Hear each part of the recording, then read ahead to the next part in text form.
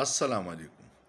پاکستان کې چې به کم کارونه مخکې په پردو کې وو اوس بالکل ښکاره شو او څه د سوشل میډیا دور دی څه پټولی نشي. پرون او بله ورځ کې ډېر عجیبه ډیولپمنټ شوي. صدر صاحب عارف الوي الیکشن کمیشن ته خط لیکلی و چې کمشنر دی راشي او ټیم دی راشي چې ممکن او د را روان الیکشن دا مسله حل کو.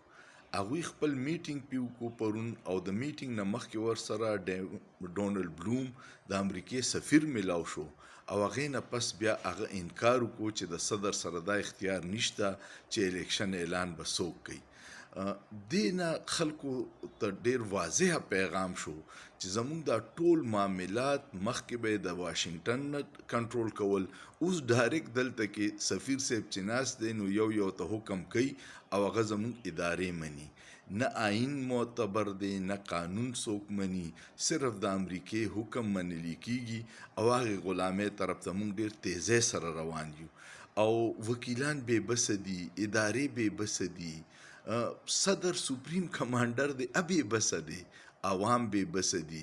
نو آیا مونږ آزاد یو کو نه د غلامۍ ژوند تیرو؟ مخکې د انګریزو اوس د امریکایانو یو او لوکل چې دلته کم سهولتکار دي د هغوی یو.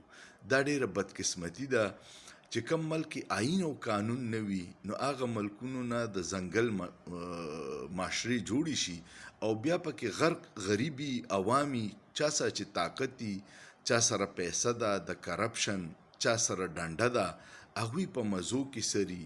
تاسو د بیلونو حل ولیدو، ځای په ځای خلک د بایکاټ اعلان کوي، ځای په ځای خلک د خودکشۍ خبرونه راځي، د څوک ولا جایداد خرڅوي، څوک کالي خرڅوي، څوک نور څه خرڅوي او بل نشي ورکولی.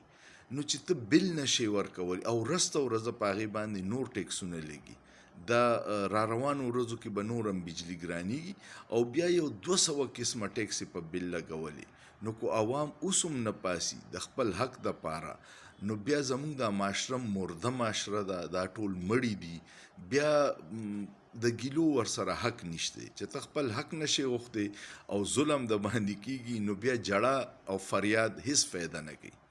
امید لرم ستاسو به ویډیو خوښه شوي. دعا کوئ چې مونږ خدای د دې غلامۍ نه وساتي او په دې خپل وطن راله خپل اختیار راکړي چې مونږ د عوامو د حقوقو او د عوامو د فایدې فیصلې وشي. نو الله به زموږ دا مخکې بوځي. سوچ پې وکړئ، په سوچ کې څه ګناه نشته.